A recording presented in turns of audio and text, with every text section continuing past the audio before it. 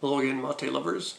I'm going to talk to you a bit today about Yerba Mate, the great drink from South America that seems to be growing in popularity. And really this is going to be sort of an introductory one based on how to prepare it. Now you may think it should be kind of easy. You've got your hot water, you've got sugar most likely, and then of course most importantly your mate itself. But there's actually a lot more to it than that. So I'd like to go over the basics about how to prepare a good mate, the things that you should know, and really what the responsibilities are of someone who is serving the mate, because it's generally a very social type of activity you're doing with other people. So these are going to be based on my experiences in Argentina as the mate expert, of course. So to start off with, we have our cup here. Now the cup itself is called a mate, and this little guy here, the straw, is a bombilla. Now bombilla in Spanish means little pump. So the idea here, I guess, is that it's pumping the water through while it's filtering out the particulate matter, the leaves. And this is a very modern one, not my favorite, but it's very functional. And of course it's going to have some sort of strainer bit at the end here to do the job. This is a very kind of modern day-to-day use sort of mate as well. It's got a wooden interior here with a bit of a metal outer casing on it. So it kind of looks nice and decorative, but it is very, very functional. So if you're interested in drinking yerba mate, one important thing to notice is you might see it written, you might see an accent over the E. And this is of course wrong, because that would mean you'd pronounce it mate, which means I killed in Spanish. So it's just yerba mate, M-A-T-E, no E.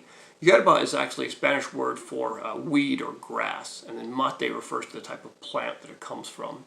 Apparently related to a type of holly. But it's a plant that's found in South America, Ilex paraguensis, has been drunk for many hundreds, if not thousands of years by natives there, and has wonderful properties. If you're interested in yerba mate, then you may already know this. So this is about how to prepare it, and there's a bit more to it than you might think. So the first thing you'll need is whatever kind that you're having here. I'm going to have some amanda, and we'll start off here. It's of course a dried leaf. And most commonly it's going to come in bags of half a kilo or a kilo. And it's kind of these little bricks sort of thing that you can get. Now of course I would say the best mate comes from Argentina. It's really drunk in a lot of places in South America. So southern Brazil, Paraguay, Uruguay, Argentina, and Chile. Argentina really is where it's most known, and it is a huge part of the culture there, a daily part of the culture for most people. So the first thing we do here is just sort of spoon some into my mate, putting the mate in the mate, as it were. You can just pour it in as well. The important thing here is that you don't want to put too much in. This is a mistake that I still make sometimes, is putting in too much. And what you want is really about half full. So I look in here and start around about half full is good. You can see a little bit in there. I could put maybe one more. Half full is good, 2/3 at the most. But having, I think, a little bit not enough is better than having too much.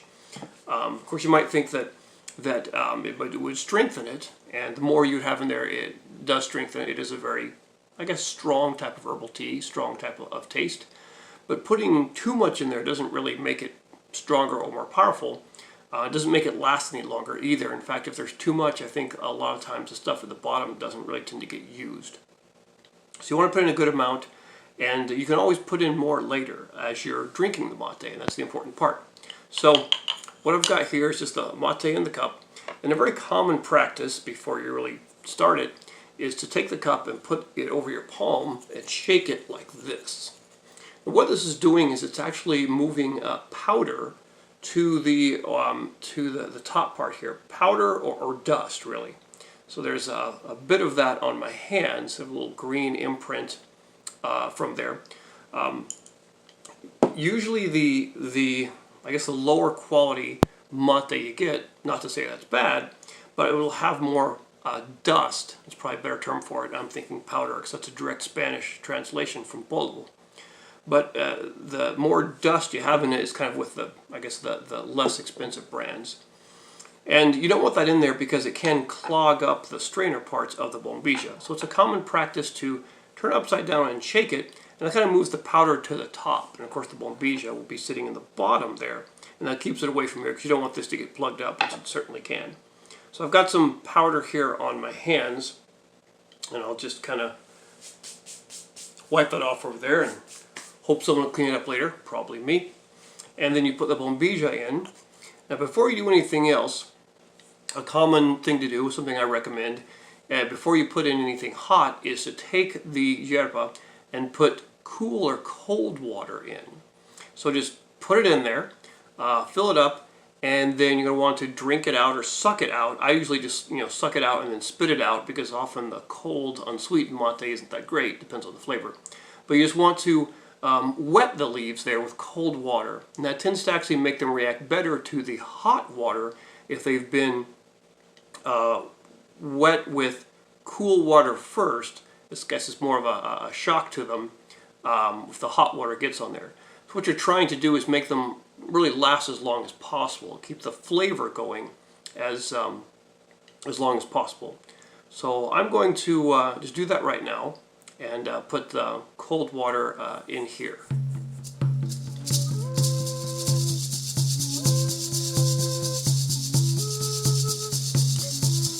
And I'm back. Just filled it with cold water, stirred it around a little bit, and sucked out the cold water and spit it back out down the sink. I guess not the most pleasant of chores, but it's good to do before you start. Also, if there are any issues, like if the mate is clogging and not getting any liquid up the bombilla, that does happen. You can try and take care of it then, before you add in any hot water to it. Okay, so we got this here, and we'll just move my bag across here and bring my sugar. So you can drink mate, what's called amargo, or bitter. Most people don't. Some mates taste okay, but it is kind of a strong taste. You really need some type of sweetener to it. So the common thing, of course, is sugar. You could use honey or stevia or any type of sweetener that you want. Again, sugar is the common thing, so there's the one downside, right? So I'm going to put some in here. And one thing that's good to know is that, of course, as you might guess, it's going to be stronger on the initial drafts here. And as it weakens out, you can put less and less sugar in. So that's what I try to do to kind of keep that in mind, so I'm not using too much sugar. Also, a while ago, I made the switch from normal sugar to kind of sort of unprocessed and unbleached sugar. Hopefully it's a little better, who knows, right? So I've got my kettle here, and this is one that actually is from Argentina. Notice it has this really kind of tall, thin little spout, and that's a good kind to use, although you could use anything. You can pour the water in accurately. The important thing here to note, and you might not know this already, but you don't want to boil the water. We want to do everything we can to take care of the leaves that are in here. And again, like starting off with cold water is a good way to do that. But boiling the water tends to be just way too much. So we want to get it hot. And I tend to try and look at this, and as it's heating up, and watch the water until it starts to quiver a little bit. Maybe some tiny bubbles come up, and then you turn it off. You really don't want it to boil, especially a raging boil. It's going to be too hot to drink, and then also it's going to be a little bit more harsh on the leaves. So I've got my water, it's all set to go, made sure it didn't boil, and just pour it in, right? The sugar goes in first, and then the water. So you're going to pour it in here. Now, especially in Argentina, mate is a very, very social custom. And so it's something that most people do in groups, at least two or even, 3, 4, 5, whatever. And in all those cases, one person will be in charge of preparing and serving the mate. This person has all the accoutrements, everything's ready to go, and, it takes charge. Now, the very first drink you get here of the mate tends to be kind of bitter. It's strong and kind of bitter. So the person who is preparing it will take that first drink. So whatever you have here, you'll take the drink. And this one is, it's quite good. I'm actually drinking a flavored mate, something which is a bit new, didn't exist during my time in Argentina. It's called Amanda. This is a brand that's known for being kind of a smooth, kind of soft taste, not too strong. And it's flavored with a bit of orange. So it's a nice touch. I've talked about various flavors before, and I'll do more reviews as I try various kinds. But just in general, I've found that as far as flavored mates go, flavors that are based on citrus tend to work the best. Now, the important thing here is you need to drink all of the liquid down. You wouldn't want to leave any of the water in there. That's just really, really bad form. Another thing to remember is that you don't want to make a lot of noise with the mate. So as I'm drinking here, and I come to the end, makes a little suction sound, I'm done. It's considered really embarrassing in Argentina to kind of keep sucking and sucking dry and having that slurping, sucking sound. I knew someone that loved mate in Argentina, wasn't from there, was from Chile. Loved it, but couldn't make a decent mate to save his life, and also would just make these horrible sucking sounds and embarrass everyone around. So one thing you don't want to ever do is this type of thing. Hear that? Terrible, terrible. So never do that with people. So anyway, the person drinking or preparing the mate will take the first drink, and just ready to go. You'll just put some more sweetener in, and if you're preparing it for other people, often it's nice to ask them, how much do you want? A little bit of sugar, a lot, whatever, and just make it according to their requests.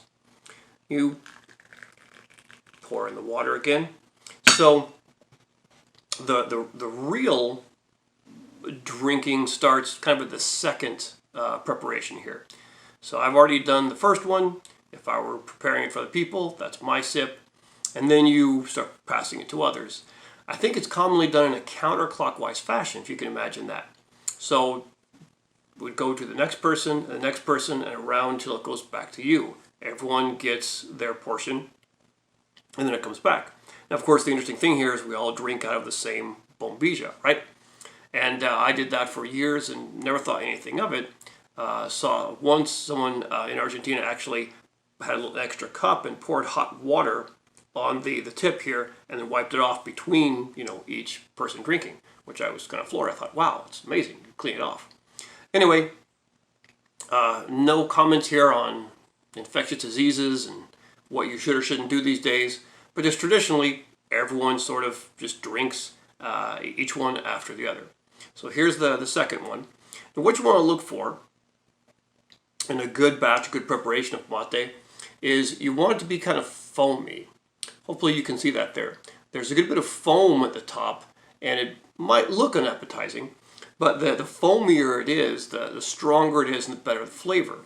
And so it's kind of common to kind of give it, a little bit of a stir for the person making it, and that can stir up a bit more foam there. It's often considered a bit rude once you receive the mate. So if I receive it here to drink it, to kind of, fiddle with a bombilla and stir too much.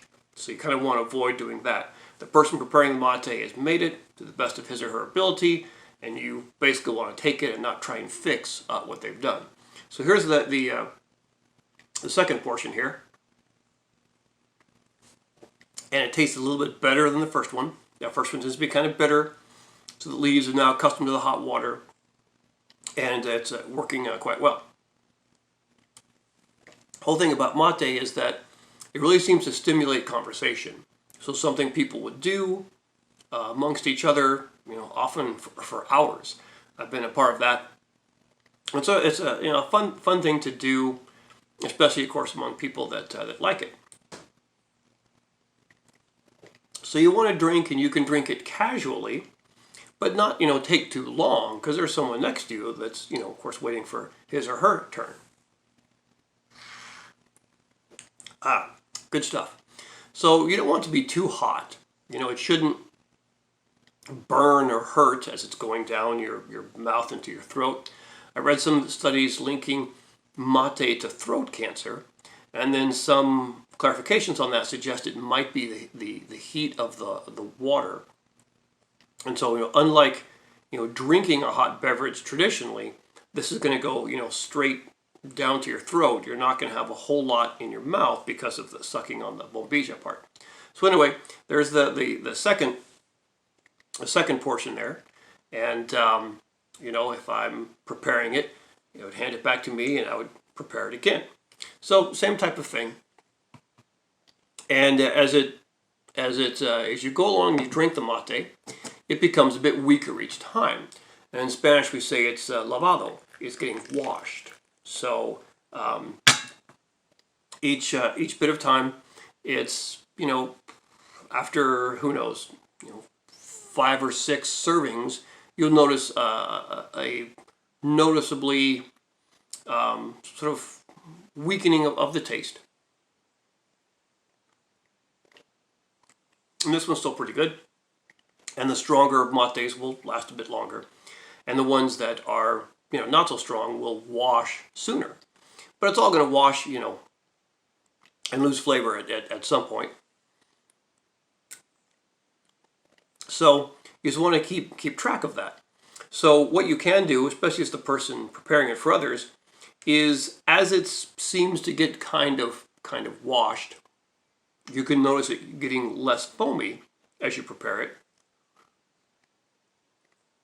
What you can do is add to it as you're going along.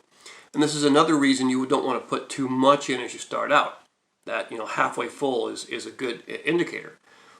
So as you're drinking it and enjoying the mate, you can notice it's seeming a little bit weak, or it's a little bit less foamy. Certainly if you have one entire round that goes around and it comes back to you as the server, you may think you need to strengthen it a bit. So what you can do is have your mate here. And one thing I would caution against is, I tried this once, never again. Don't mix brands or flavors. Keep everything the same. So you can just put another spoonful here. So I've got another spoonful, and I'm just kind of putting that back in. So as you're going along, and a mate drinking session can last a good bit of time, 10 minutes, 15 minutes, 20 minutes, right? Depending upon just how it's going. But if you start off with not too much in there, like I say halfway full, then you can replenish it and strengthen the mate as you go along. So again, a little bit of stir. I'm going to mix the old leaves with the new, and get a nice kind of foamy look there at the top, and keep going. So there you have it. Those are the basics really of drinking mate. So you might notice that after a while it gets weak, gets washed, and you can't put any more in the cup. Or there's just no rescuing it. Well, then then you're done. Your mate drinking session is over, and hopefully you've enjoyed a nice time.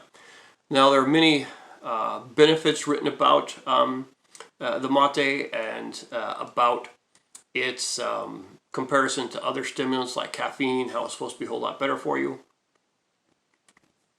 That all might be true. I've certainly enjoyed it for many decades and feel that it's great. But really these videos that I'm making are going to be about how to enjoy it, how to prepare it, and trying different kinds, my reviews of different flavors of mate. When I lived in Argentina, there were just different brands, and people were very particular to their own brand. But there weren't any flavors, and people would flavor the mate after the fact on their own. Now there are many flavors of mate from the same brands that have existed for a long time. And I quite enjoy those. And some flavors are great, some flavors are not so great. So we'll talk about those later. But really, the trick is knowing how to make a good preparation of mate. It can take a little bit of practice and trial and error somewhat. There also are personal styles of making mate. Now, some people don't do the cold water first. Some people will actually put sugar into the dry mate and then turn it upside down and mix it with the sugar in before they do anything. And there are some, various different, personal ways. So some of it's just personal taste, some of it's also, regional preference. But this I found works quite well. Mate is also good to have as a drink along with some little item to snack on, like little cookies or breads. Commonly you have crackers or breads with some type of sweet spread or jam on them in Argentina. Makes a great combination that way. So that, plus mate can be a great, breakfast or a great, snack or something.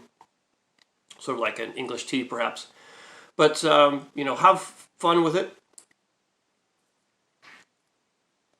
It's really good stuff. And, try it, follow my steps, and see what you can come up with, and enjoy your mate drinking. Yerba Mate, the drink of the gods. And we'll meet again for some more mate advice. Don't do that.